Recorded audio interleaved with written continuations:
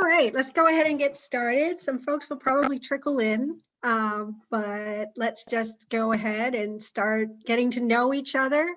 We've got a small group. We had a small group in the previous session, which means we can have a bit more discussion after our presentations, which is very exciting. So I'm going to ask everyone to introduce themselves. If your microphone's not working, or if you prefer to use the chat, please do that. If you'd like to say your name, your pronouns, where you're from, and what brought you here today. So I'll start. So my name is Brittany. My pronouns are she, her. I am based in Oxford, Maryland. I work for Public Citizen, and I'm here to share the resolutions organizing model with all of you, and also to learn from you and any questions you might have. So Alana, would you like to introduce yourself? Yeah, absolutely. My name is Alana. I use she, her pronouns. I'm originally from New Hampshire, but I am in New Haven currently. And I'm here just because this past summer, working on passing the resolution in New Haven was so meaningful, hearing people's stories, that I just am so motivated to continue the work. So I'm excited to talk with everyone about that. And I can pass it along to Sivan.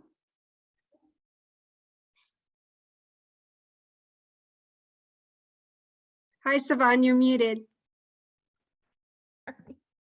Hi again. Sorry about that. 2 years into COVID and still muted on Zooms. Anyway, my name is Sivan, she, her pronouns, and I'm in New Haven. I'm here because we worked on the New Haven resolution that was very successful last summer, along with Alana.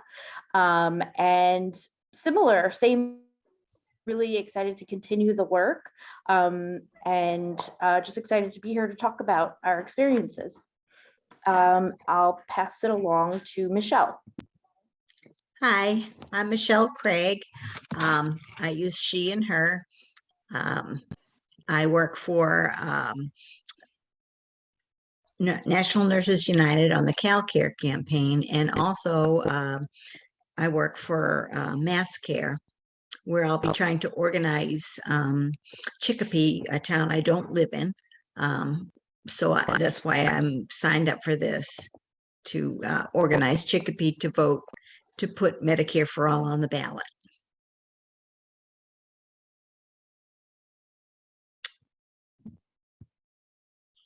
Great, awesome. Padma, do you want to say hi?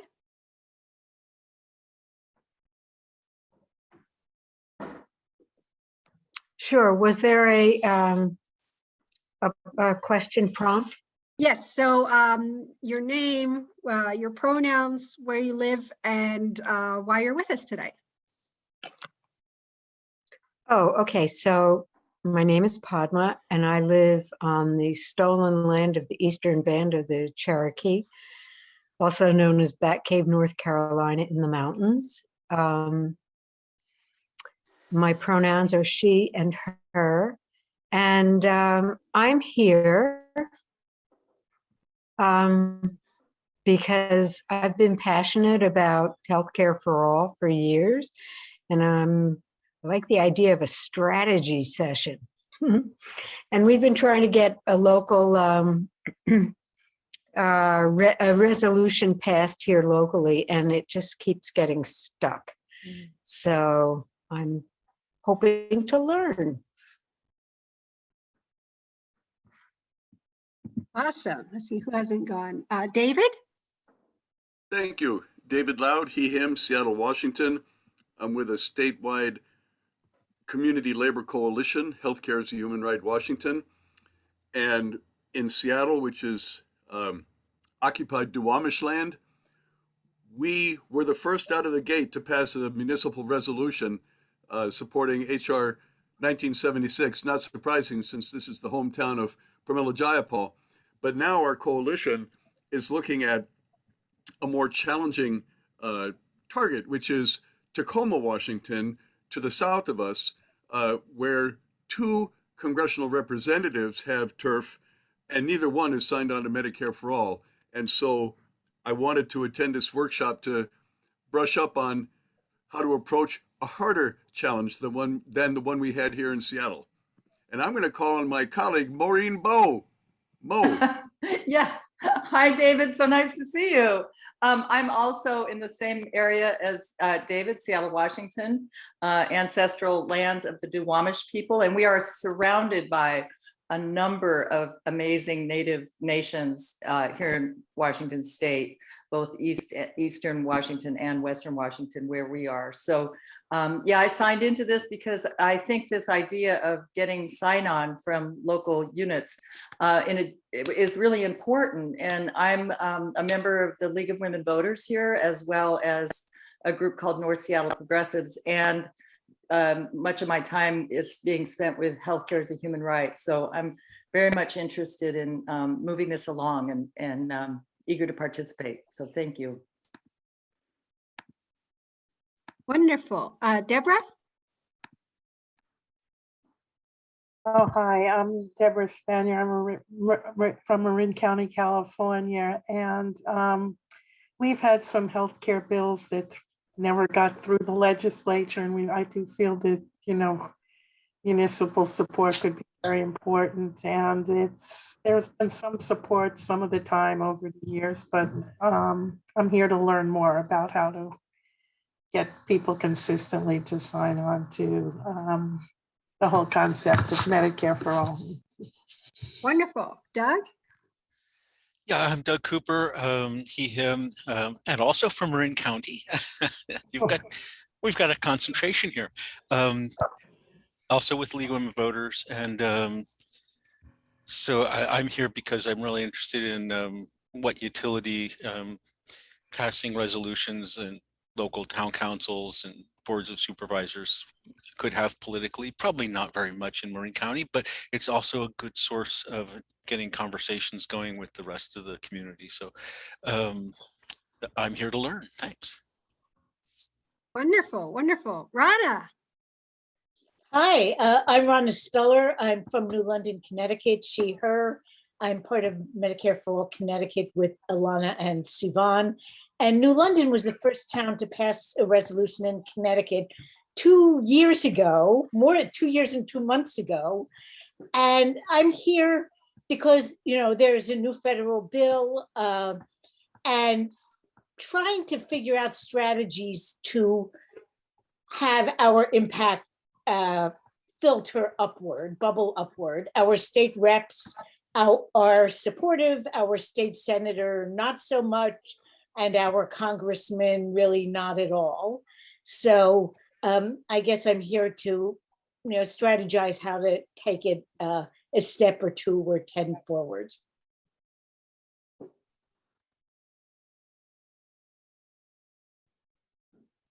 Awesome. Wes? Thank you. My name is Wes Brain, and I live in, I'm a he, him. I live in Southern Oregon in the Rogue Valley, Interstate 5, right from Mexico to Canada. When you come into Oregon, that's the Rogue Valley. We've passed 2 resolutions in our valley, one in the city of Ashland where I live. It was a vote of everyone in the city. It wasn't done by the council. That campaign was wonderful because we got to talk to so many people and get them on the board, or not on the list, of Healthcare for All Oregon. I am a board member there. I'm with Southern Oregon Jobs for Justice. I'm with SEIU. I'm a retiree. We have a special committee on universal health care that I get to chair, and we're meeting also. And I'm on just to hear what's going on in different places and how we can move this forward. It's always good to work with like-minded people. Thank you. Thank you, Wes. And Garrett?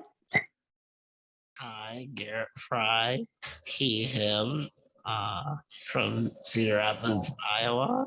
We're quite deep red state. And I've been working on Democratic Progressive Caucus as well as Platform Committee, and want to just strategize on how to get more people involved in the local and state level and maybe just some proposals or things that we can do here. Thank you. Thank you, Garrett. Is there anyone else who hasn't been able to introduce themselves? Marlene, did you say hi? I haven't. Oh, great. Wonderful. Hi. Okay, I'm Cleveland, Ohio. I'm with SPAN, Ohio, so Single Payer Action Network, Ohio. And there are a few, suburbs or cities who have passed that resolution. Medicare for All, the most recent is the one I live in, which is Cleveland Heights. And it's really interesting because SPAN is not necessarily the only one responsible for that happening. A young woman who's a student at Case Western Reserve University wants to become a doctor. She gave testimony to Cleveland Heights, and she basically let them know that with the present system, she could not in good conscience go into medicine because she could not do what she feels should be done for the patient in this system. And that was an amazing, it sort of lit the fire, and it passed. And but we've got, she's pushing me to try and help her get it passed in other suburbs that are not quite as easy. And that's why I'm here. I'm trying to figure out how can we, get people to even consider it. It's, some places just don't really want to deal with it at all. Wonderful. Well, so glad to have you here. That was an exciting win. Is there anyone else who hasn't introduced themselves? I think I got through everyone. Yep. All right. Well, let's get started. So I'm going to do a little presentation. Let me set my stopwatch here so that I am not a giant run-on sentence. There we go. And if everyone could mute while they're not talking, that'd be excellent. Okay, so let's see.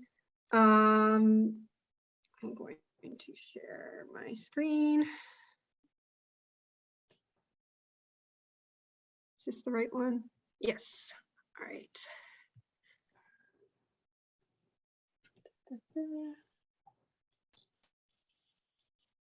All right, wonderful. So I'm going to just introduce the resolution strategy, some things that I've learned. We're at 96 resolutions passed around the country. We might be at 97, I'm not quite sure.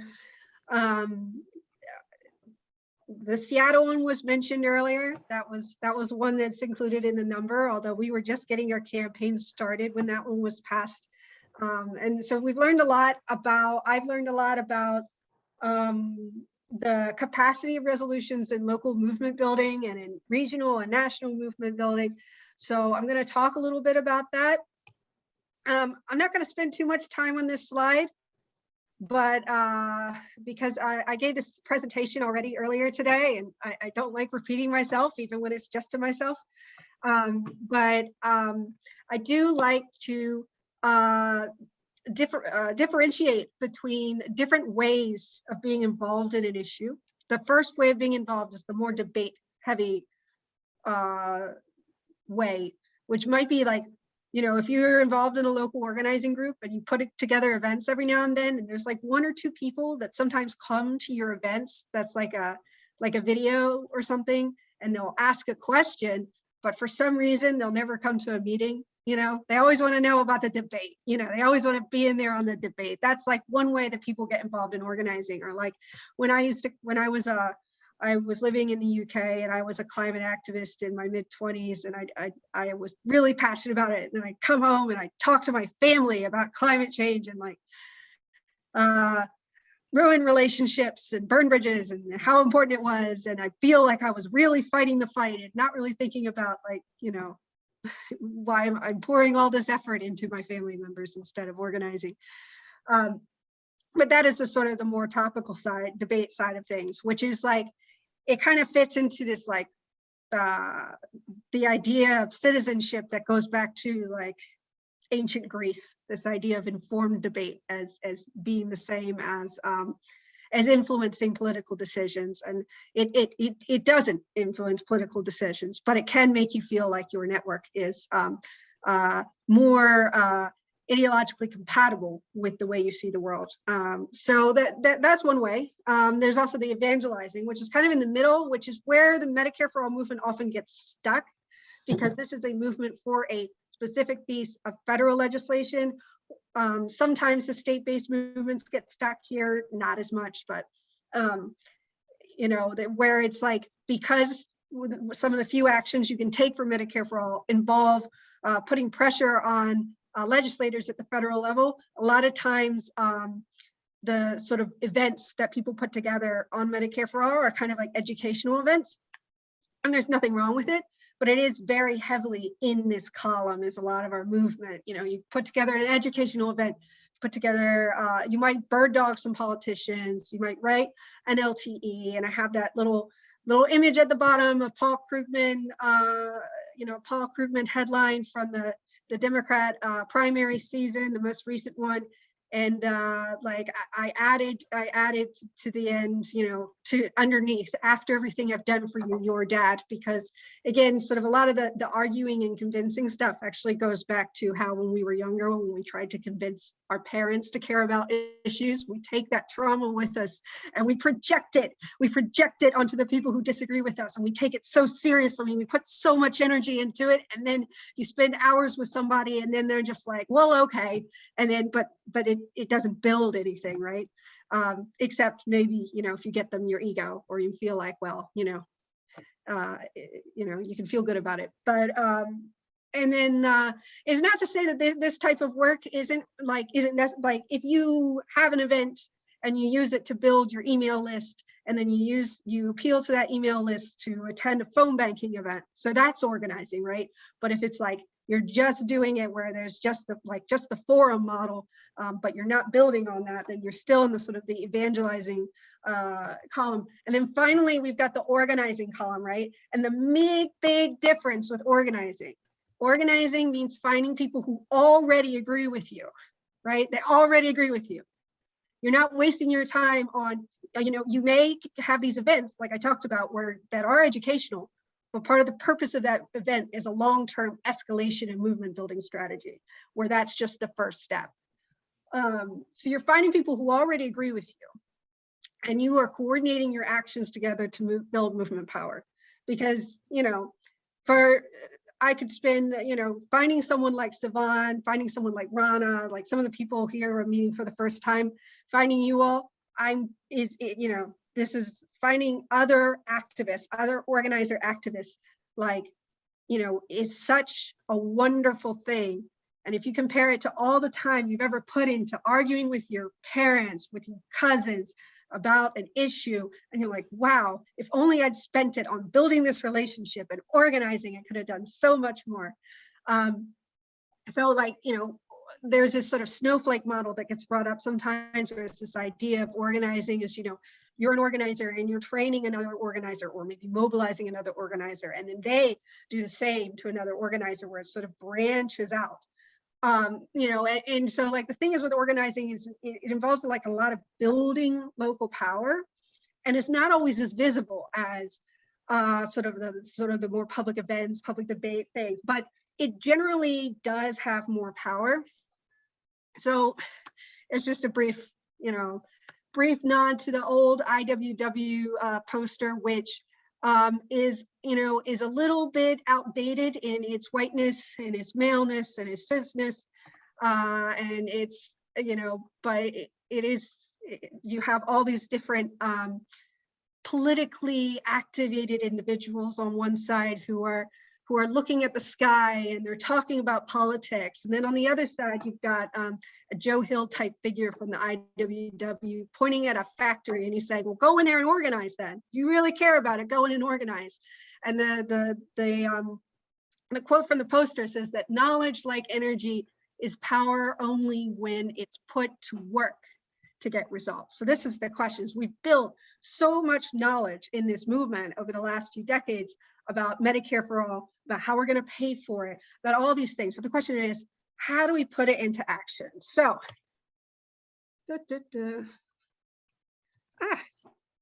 You gonna show my next slide? There we go. Okay. Movement building challenges. So this is like this thing that keeps me up at night. So before I got involved in Medicare for All work, I was in the climate movement, mainly based in the UK and then here in the United States, where it's like extremely dynamic and exciting and a little bit sexy, you know, and it's like, you know, supporting my friend who got arrested in a tree stand, like that kind of thing. And like, there's always opportunities to take action. And so the difference between like the climate movement and the Medicare for All movement is that, and the difference between the Medicare for All movement and most what they call new left social movements that have happened in this country since the 1960s is that this is a movement for a specific piece of legislation. It's not really a movement that is mobilizing against something as much as it is mobilizing for something. And so with climate change, there's so many things to mobilize against that it's very easy to build a local movement.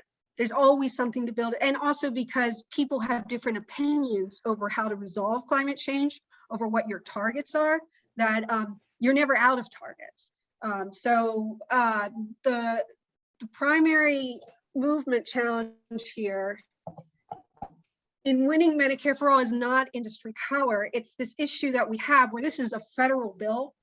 And, you know, with the level of corruption in Washington, with the level of institutional disenfranchisement that the people who tend to need Medicare for All the most often feel in regards to electeds in Congress, it is really hard to build a local movement around a federal bill. I was a state organizer in Maryland for 2 years, and it was extremely difficult. You know, a lot of times people would say to me, they'd say, well, let's go to Annapolis instead. You know, they felt like it was more accessible to them. And, you know, what's the most accessible to people often is, happens to be local government. So there's also just this issue with this, this absence of wins in our movement, in the sense that like, a group of people who are mobilized to pass a specific bill, like each year that bill doesn't get passed, each session that bill doesn't get passed feels like a loss, right? And you're not compensating that for wins. And you need these wins along the way. For one thing, they prefigure the big win in people's minds. You are living a small victory that is a preview of the big victory you're gonna have. When you win, you are an activist organizing a resolution in your hometown and you win it, you feel that winning Medicare for All nationally is possible. And so, you know, the challenge is how do we build so that these hybrid local coalitions that are as unique to the area and as receptive to the local context as this picture example I have right here, which is where environmental activists and Black Lives Matter activists in Atlanta have gotten together to resist a police training facility that would be built in a forest in a public park in Atlanta. And it's you know, and that is like this one moment is a major moment in the climate movement in the United States. And it happened because there was a specific focus on a local need that brought different groups together. And this is an excellent example of why local organizing is so important in our movements. So, you know, as a tactic, as I was saying before, local government is more accessible to people at the margins of our broken healthcare system. Another thing is employer healthcare plans are a major drain on municipal budgets. Medicare for All would save a lot of money and is a great opportunity to demonstrate this kind of like what the savings would be, you know, in these hearings. There's also, we have a comprehensive do-it-yourself toolkit with sample resolutions, meeting agendas. I offer step-by-step advice. Folks can call me. And we also have a monthly national webinar, a monthly local leaders call, and one-to-one activist support. any of you who are on here or organizing resolutions who aren't already on the leaders call, you need to let me know. I need to add you. Another thing about this is that activists in districts belonging to Democrats in Congress who haven't signed on to HR 1976 can bring resolutions with them to their lobby meetings. Like one of the problems we're having with getting new co-sponsors is that all the easy ones have been won. And so now it's like your small group of 4 people in the district belonging to the state, to your regional Medicare for All movement. You work so hard, you get your meeting together, and then you meet with your rep, your Democrat rep, and they go, "Oh, you're so cute. That's so cute. Look at you. You're showing what democracy looks like." But no, you don't represent. Most people in my district don't care the way you do, so I'm just not going to listen to you. So if you bring them a resolution and you say, well, one of the biggest towns in your district just passed this resolution, or 5 towns passed this resolution, or counties passed this resolution, that is like a really big thing that can help push them to sign on to the bill. And the final point here is that city council members and county commissioners do go on to run for state and federal office. We do have a problem where the last 2 sessions of Congress, about half of incoming Democrat freshmen in Congress supported Medicare for All, just half. And it needs to be way better than that. And part of the problem is we're trying to get them to endorse Medicare for All when they run, right? When they say, I'm running for Congress. But you need to get local politicians on board with this much earlier in their careers. One example was, so Ayanna Pressley, I think I can't remember if she worked on it, but, or if she had just been out of city government, if she had previously been in city government when Cambridge passed their resolution. But that just gets us, the point is she was in local government, right? So this is the map of our resolutions that have been passed so far. The green dots are past resolutions. The blue ones are resolutions that are sort of underway. And then I think in terms of long-term movement building, I'm gonna wait for the next presentation for that. I'm just gonna share our toolkit real fast. See if I can stop my share and then new share. No. Okay, so here's our website. Is the website showing? Yeah. Great, awesome. So if you wanted to see the map, you can see a list of resolutions that have already been passed. So you go to take action in your town and then find your town. And here's the list of resolutions.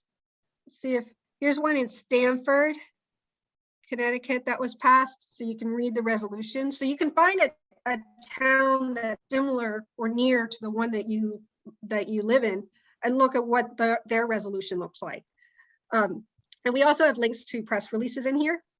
So one thing that we do when a resolution is about to go for a vote is we ask that the activists who are working on the resolution, let me know, and we will have our interns make phone calls to people on our list who are Medicare for All supporters to get them to call the council and say, I want you to vote in favor of this resolution. And we've gotten unanimous victories that way. And so the other thing we do is we can work with you on putting a press release together. We'll get it all ready before the resolution gets passed so that when it gets passed, it goes straight out there and hopefully hits the local press. So under tools for activists, we have a whole bunch. We have like every question you may have ever had about working on a resolution is probably in here. The first resource in here that I would point to is just the basic timeline that we have that sort of goes through what you can expect at every step of your resolution effort, including like parts that may be really difficult. So like the hardest part in my experience is often just finding your champion at the city council level. And so there's some tips on what to do when they ghost you, which they will, and also just that like centrist centrist Democrats on councils are often really good to work with on this. You would think that the progressives are your first avenue, but often the centrists see the savings in municipal budgets that Medicare for All would mean, and they're not tied down by expectations of from being Democrats because they're at local level. And we've passed a lot of resolutions with moderate Dems.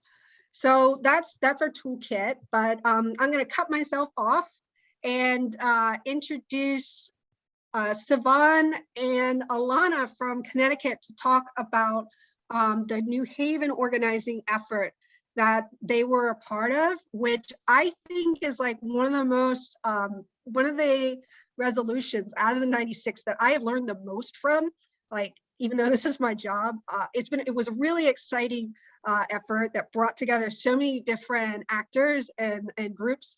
So Sivan and Alana, welcome. Thank you so much for that, Brittany, for that great introduction, and for putting together everything. We, of course, also learned a lot from the toolkit that you guys put together. So it's a two-way street here. I'm going to share my screen quickly. Give me 1 second. There we go. Share, and I will start, oops, to present. Sorry. There we go. Okay, oh, not share.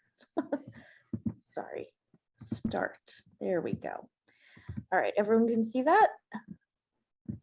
So we are Medicare for All Connecticut. We're actually a statewide of all, grassroots and volunteer individuals working to pass Medicare for All on the local, state, and national level. You can find us on our website there, medicareforallct.org, on social media, and you can always email us as well.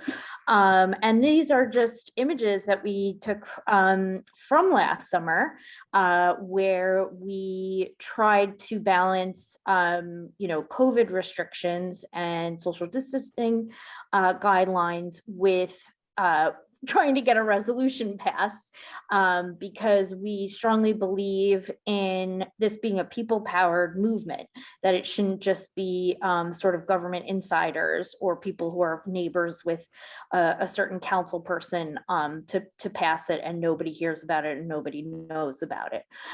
So we, for instance, set up every week at the local farmers market. Every weekend, and we ended up becoming very friendly with the organizers of the farmers market, who invited us in. They were all, unsurprisingly, completely on board with the resolution and Medicare for All in general. We would also go canvassing every day, or sorry, not every day, but I'll show you what the schedule looked like. As often as possible we went and spoke to people directly, and then that's just all of us celebrating after. So just a little history on our organization. We've been active since 2018, and we have been involved again at the local, state, and national level, because we're trying to pass Medicare in whatever form that we can. We believe in casting a wide net. So we have been able to arrange meetings with our senators, with at least one of our 5 representatives, Pramila Jayapal, who currently is a co-sponsor of the federal legislation, as well as one of our senators, Senator Blumenthal, being a co-sponsor in the Senate. And then in August, we, after a summer of organizing efforts, we were able to pass our resolution in New Haven. So in terms of how we started this, and I can have Alana speak a little bit more to this. Essentially, we all got together a sort of ragtag bunch of us from different organizations who we all kind of knew were interested in doing something with Medicare for all. So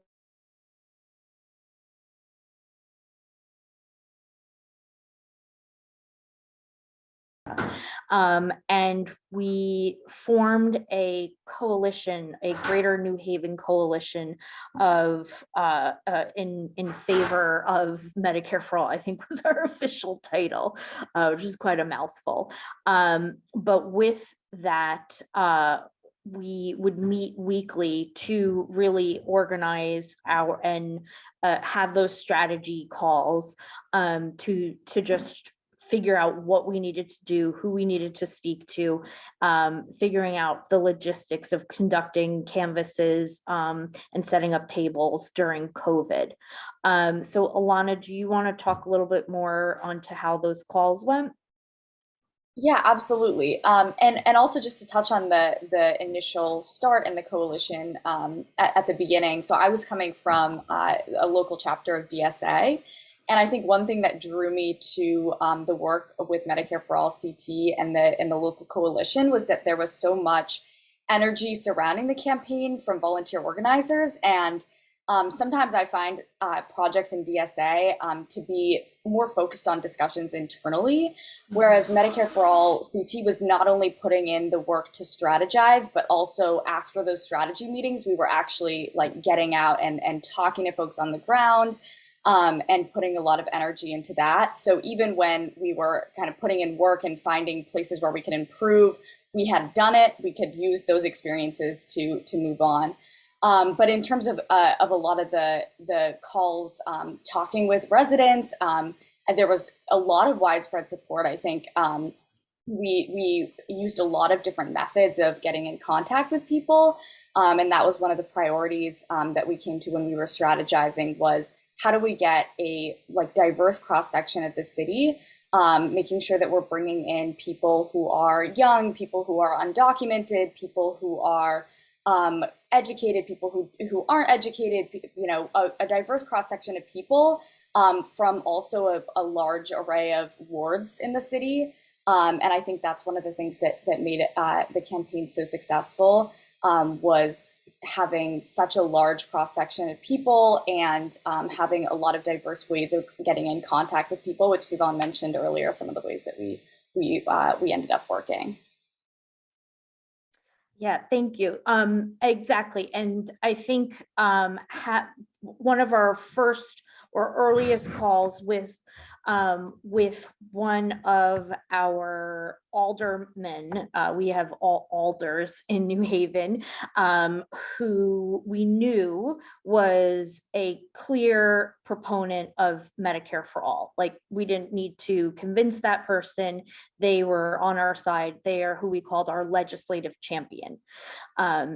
And we had a great conversation with him about what is the process for passing a resolution of this type, a non-binding resolution in town. So if he explained the process to us, and we also asked him, who are the specific alder people that we would need to convince to gain the majority and have this pass with a majority vote. And so he just right there and then, went off his hand saying, Abby, Alder Roth, Alder Antunes, Alder Clyburn.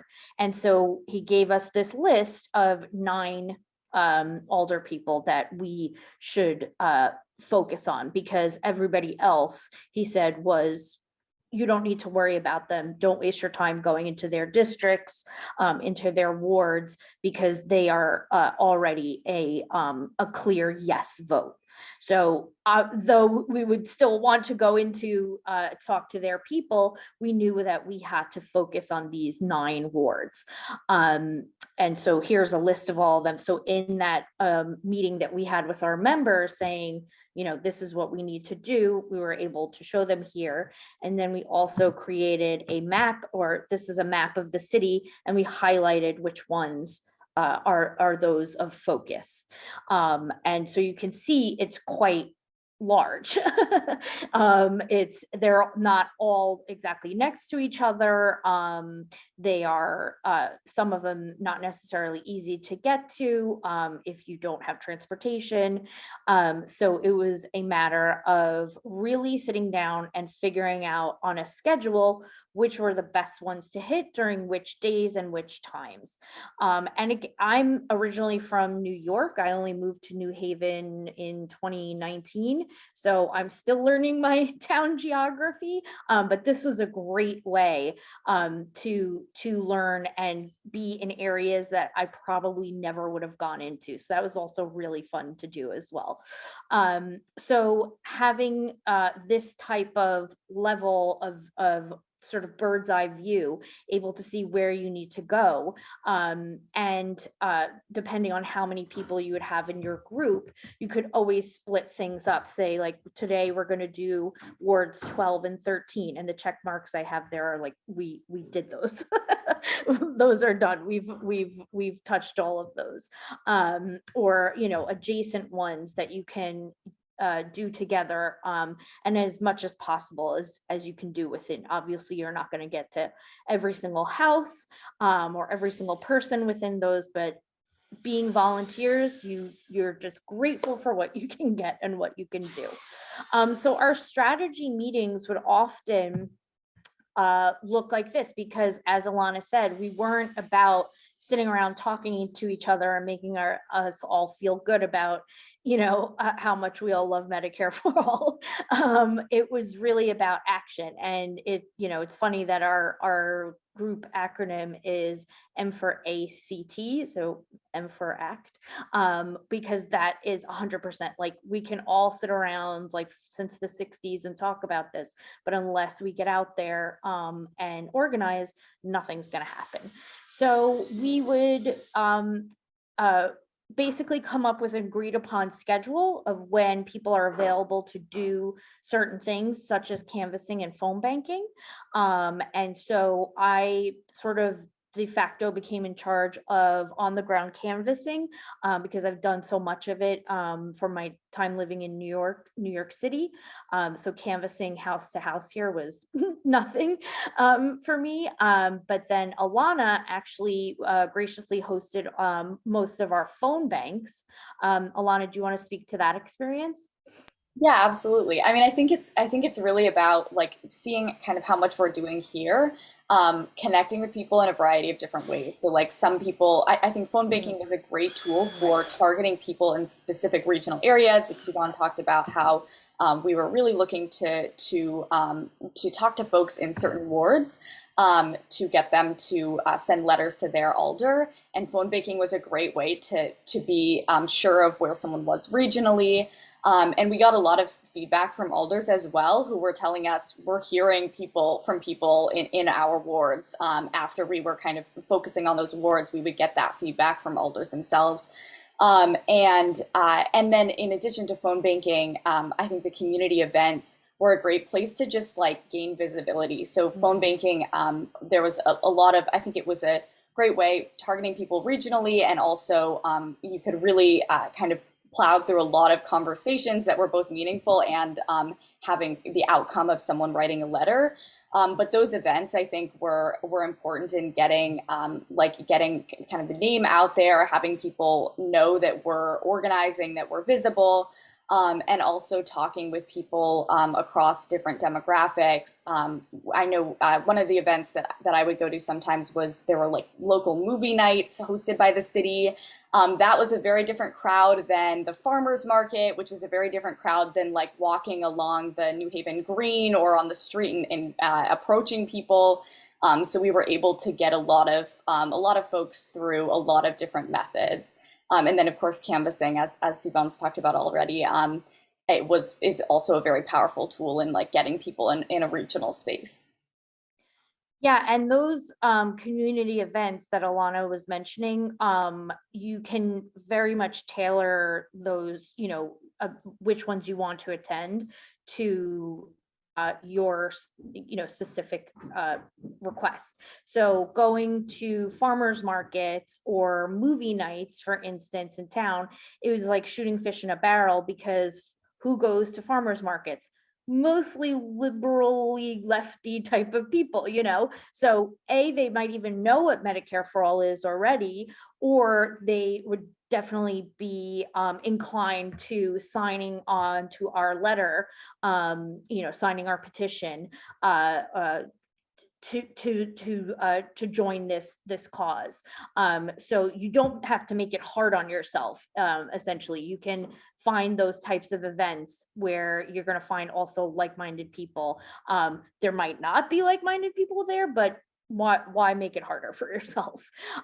So yeah, looking at your community, of like calendars, community social media pages, you'll find all of those events listed there. And then we would plan and say, we're going to go and canvas and have tabling at, you know, the same time, so that we would launch canvassing from the, for instance, Worcester Square Farmers Market on Saturdays at 10 a.m.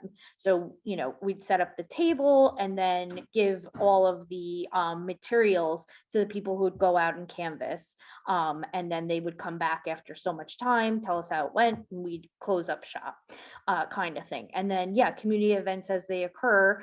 There was a Juneteenth celebration that was in town that we knew was going to have a lot of African American people there who are a specific group of people who would, you know, this is really significant that they have buy-in to it, and B, that they understand that they should be part of this process. So asking them to send a letter to their local community council people, they really felt heard on it.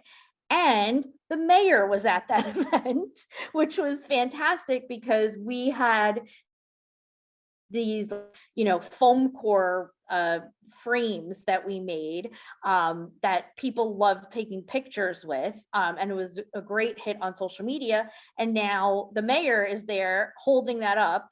I can try to find the picture later, with his kid, you know, saying that he supports Medicare for all. So that is fantastic for us for when we want to later on try to meet with him and be like, don't you remember at the Juneteenth event, we got you to take a picture of this. So so that's fantastic again. Other things that we focused on were letters to the editor, and with all of these sort of actions, it helps to bring a diverse group of people into your organizing, because you might have people who can't canvas, maybe for whatever reason it is, they have kids at home, they're immobile, they just don't like it. But maybe they would offer to or agree to write a letter to the editor, or maybe they can help drive people around to the canvassing, to those various sections all over town, or having phone banks. Maybe people are more comfortable on the phone. And then we would also ask our members themselves, what are your ideas? What else do you think we should be doing? Because we want for this to be a really participatory activity for people to do, instead of just saying, this is how we do it, now go out, soldiers, and come back.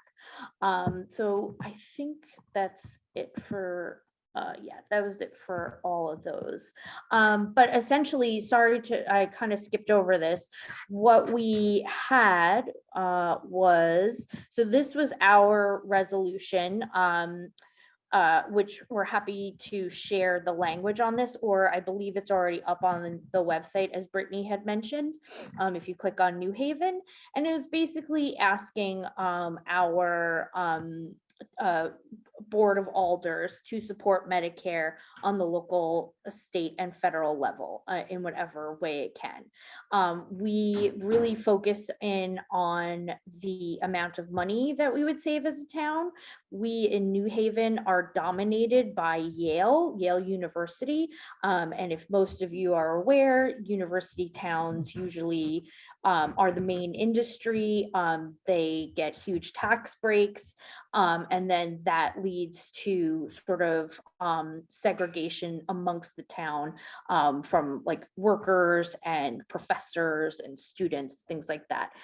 So we actually had in New Haven a $66 million budget deficit, but some of our members, I believe it was Rana, who's on this call, had done research into how much the employer-sponsored healthcare costs were for town employees during that year, and it was $70 million.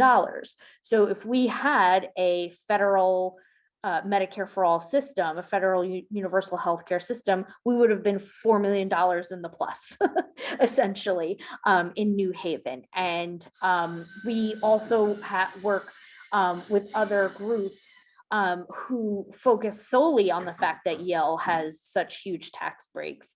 And so they were able to make that aware to their members as well. I wanted to show the flyer that we used.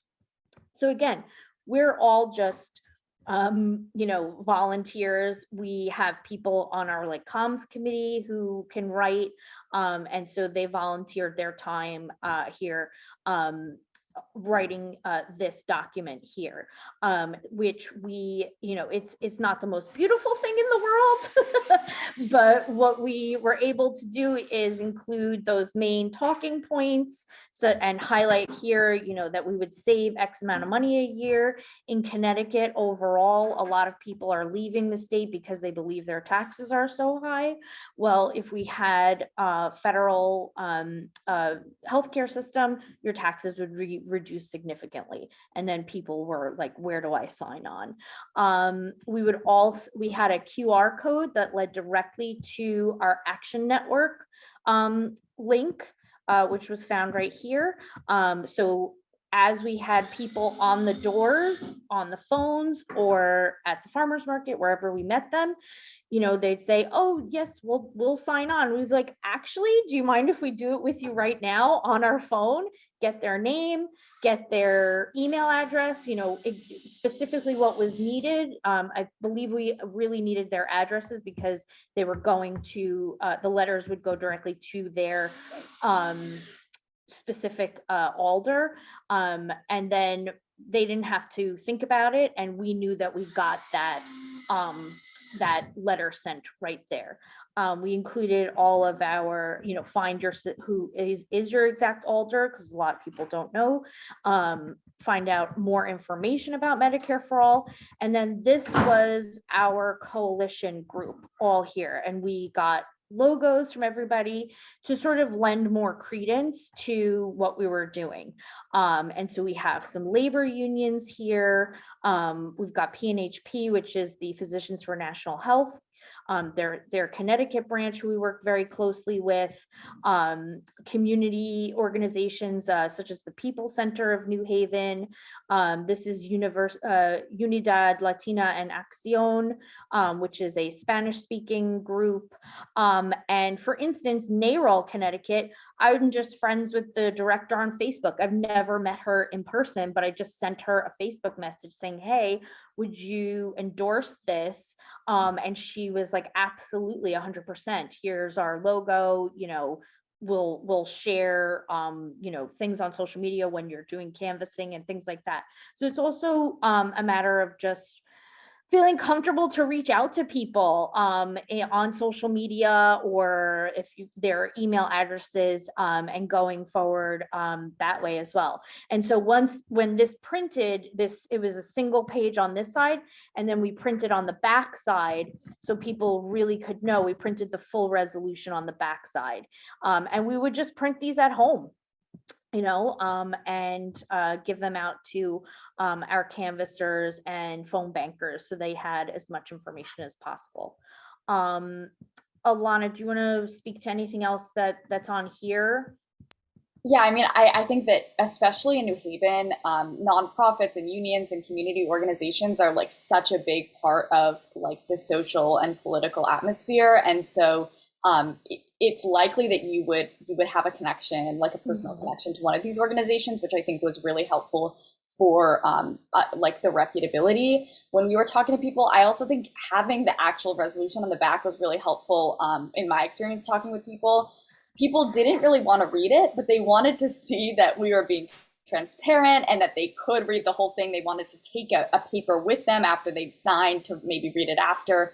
And I think that was really helpful, was having that physically right there to show people. Yeah.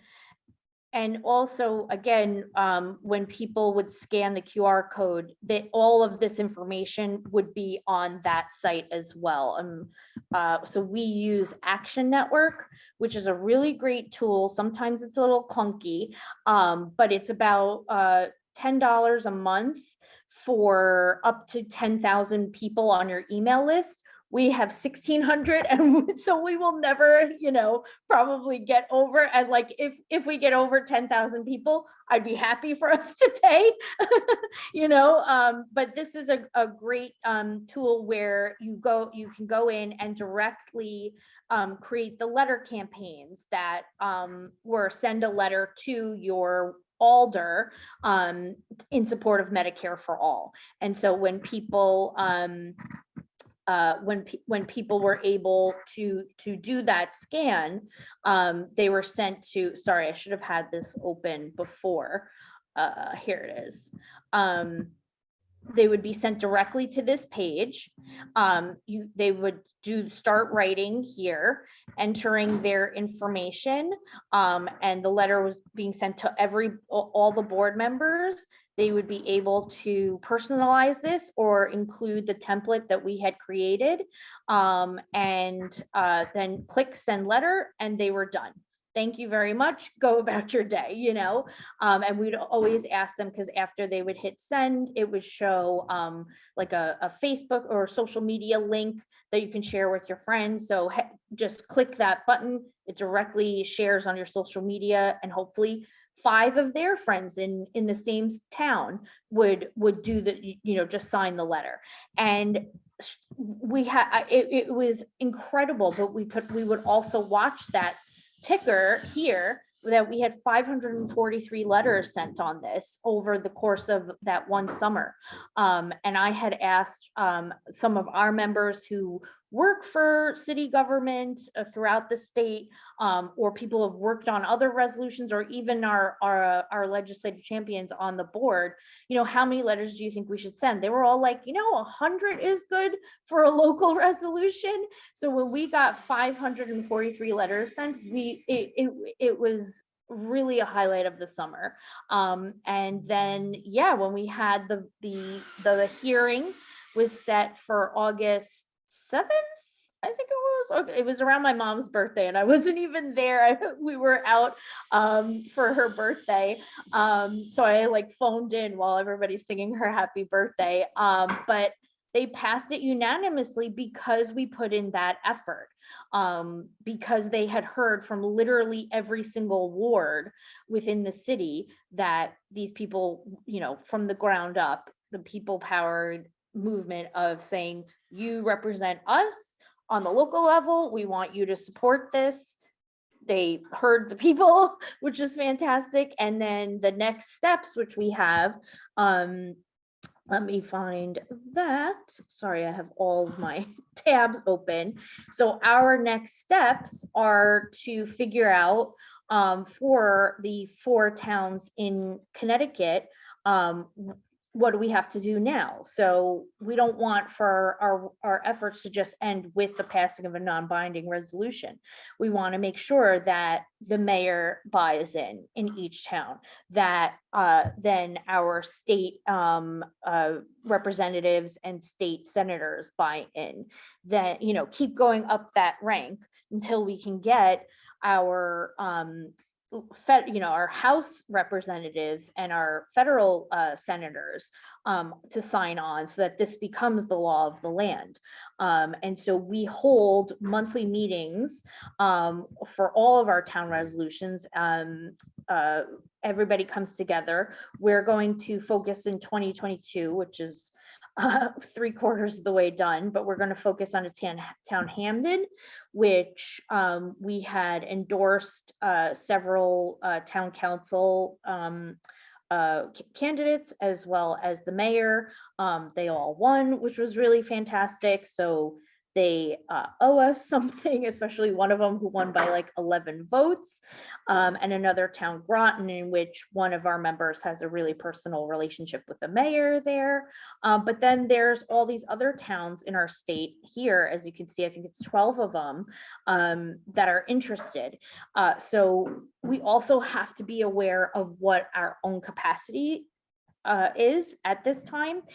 I don't think we could, as much energy, as Alana alluded to, that we could do all 12 towns at once. However, we're nearly half done with Hamden, so maybe we could, do Manchester in the same year. But you really also have to understand what your own capacities are, and continue on. What are the next steps? Do we need to renew any of the resolutions that passed in previous years? Do they need to, update the language?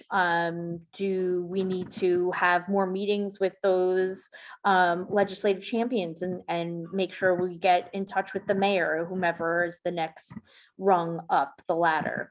So, and then just keep planning on the towns that are underway as well. Yeah, I think that's kind of all. Alana, did you have anything else to add to that, or? I mean, completely agree. I think that utilizing elections was a really important part of, especially in Hamden, but also in New Haven. There was a mayoral primary happening while we were organizing, which I was remembering as we were talking about the mayor.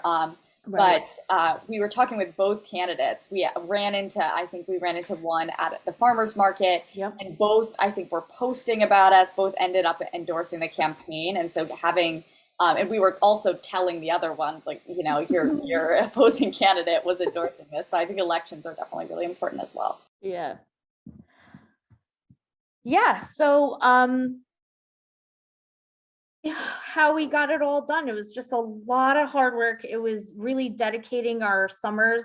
I'm usually a beach girl, and I just was here near the shores of, this was us during the summer, trying to get out as many people as possible. And the sacrifice was well worth it.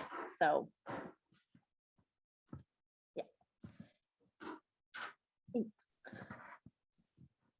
Awesome. Thank you so much, Sivan and Lana, for sharing. Savannah, yeah, I love that. T-shirts. For presenting on this. Like, I learned stuff every time you present. I learned so much, and this has been like really energizing for me to watch. So we're coming into the question session. If folks have questions, because we've got about 12 minutes for questions. So just a request, if you have a question, to try and keep it brief so that we can answer more folks' questions. That would be great.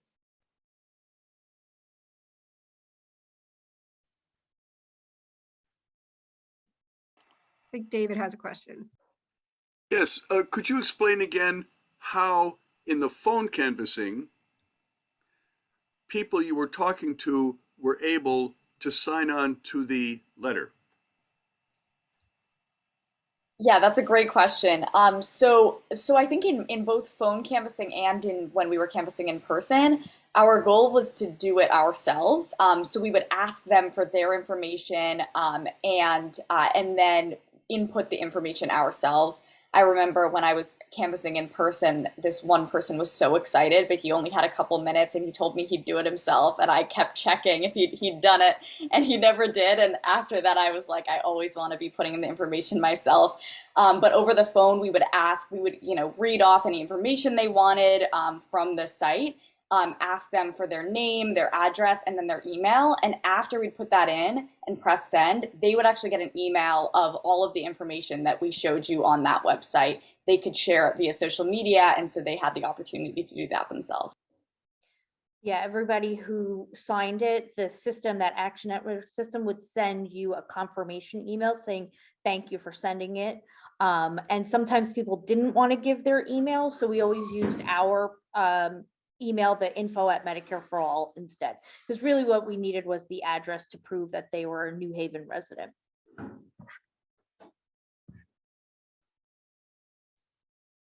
Awesome. More questions?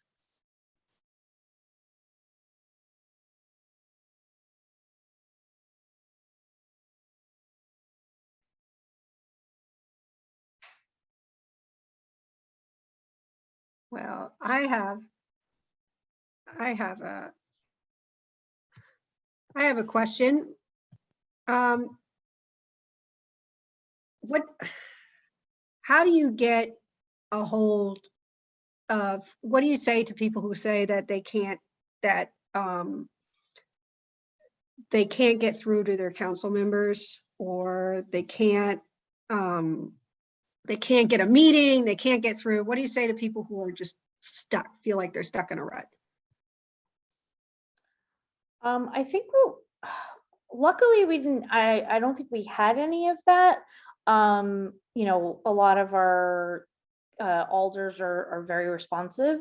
But I think if people are stuck, we actually do have somebody in Fairfield who's trying to organize. I think it's just a matter of persistence, and maybe getting your other friends or other people who are in your group or your coalition to also reach out to them, because if there's multiple calls to them on a single issue, they really shouldn't be ignoring it.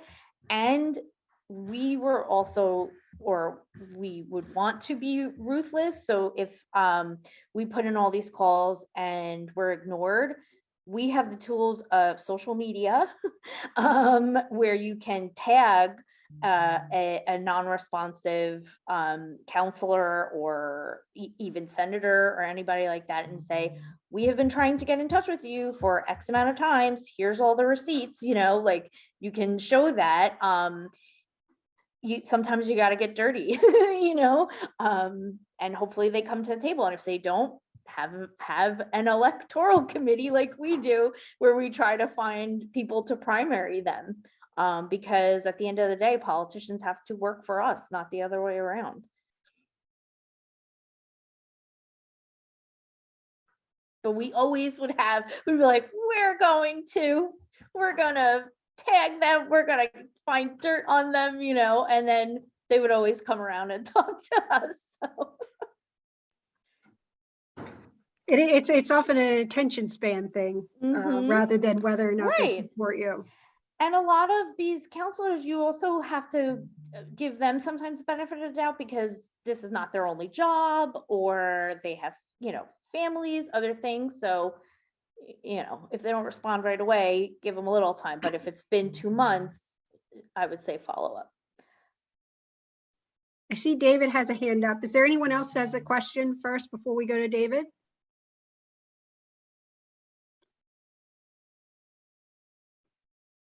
Okay, go right ahead, David. All right. Second question. Did I understand that the resolution in New Haven specifically mentioned support for Medicare for All at the national or the state level? Okay. I thought I heard that. So my next question is, in Connecticut, is there a movement, is there a campaign underway for state-based Medicare for All? Want to take that? Maybe Rana should answer this. Or Rana can answer, yeah. Yes, although it has not gotten as far as some of our neighboring states like New York State. It's gotten a lot farther. However, Medicare for All Connecticut has worked with state legislators for the past couple years, crafting state legislation. Connecticut has a weird system. We have every other year is a short session, a long session, then there's a short session. And right now we're in the middle of the short session, and it's really hard to get anything done in the short sessions. But for last year's long session, we worked closely with legislators. There was a House bill brought up that was actually a roadmap for an implementation of a state-based Medicare for all. And then we were, when it seemed as though that would not get as far as we hoped, we started working with the same, many of the same legislative champions to create an economic study bill, which did get quite a bit farther. It got out of committee with a favorable referral, but there's a tremendous amount of gatekeeping in the legislative leadership, so it didn't come to the floor. So that is a continuing effort. Obviously, a national program is the ultimate goal, but you know, in Canada, they started with one province, so we feel as though, you know, there's one destination we want to get to, but we want to cover all the possible paths to that one destination. And one other thing that isn't quite an answer to your question that I wanted to mention, we didn't work nearly as hard in New London as the New Haveners did. And a lot of our city councilors were young people who themselves had a lot of personal struggles with health insurance, people who worked for nonprofits and young working class people. And so we did not have to work very hard.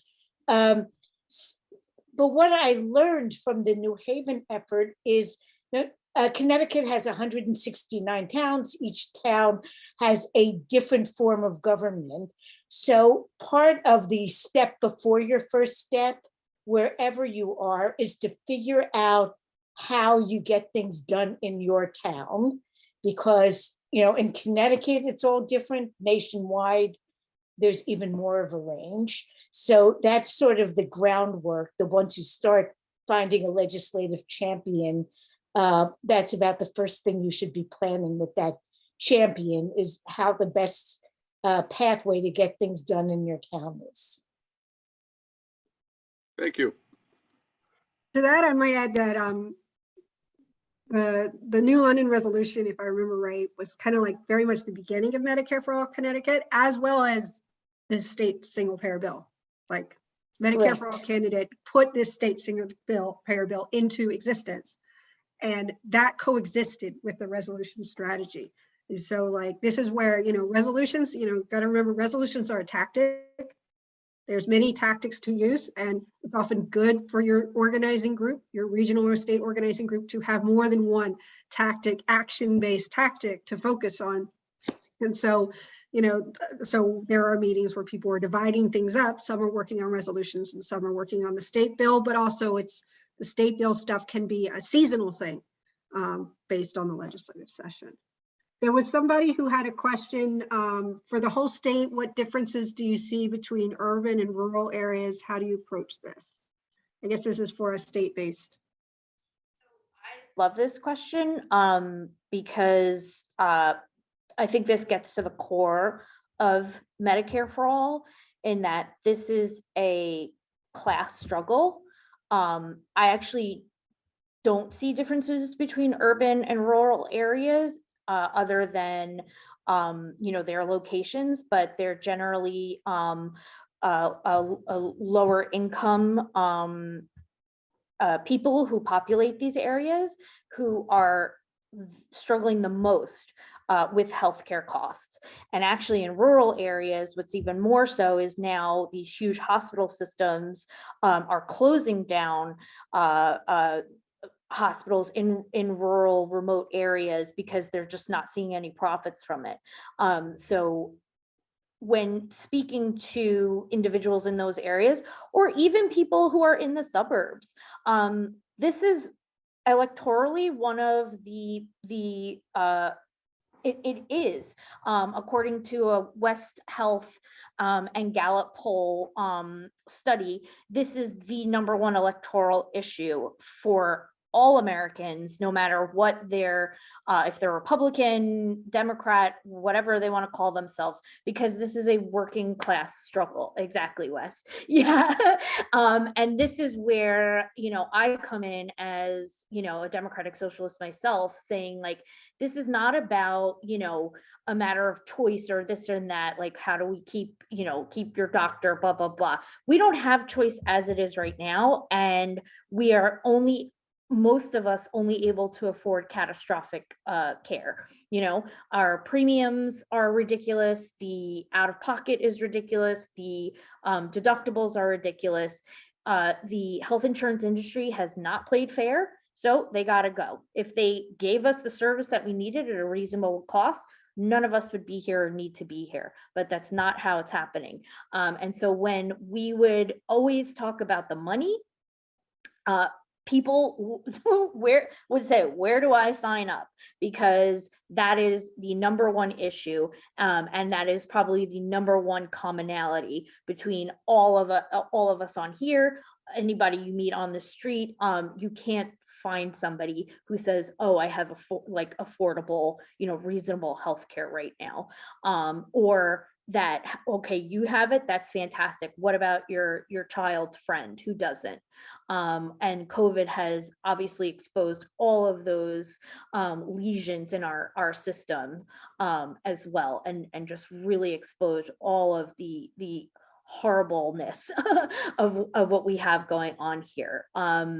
So I would say, always, if you find somebody who is not sure or not really coming on board with you, just be like, can I ask you, how much are you paying for your premiums for your whole family? How much are you paying for this? Or talk about labor and unions. Oh, you get it through your work? That's fantastic. How much, do you know how much your employer pays per year?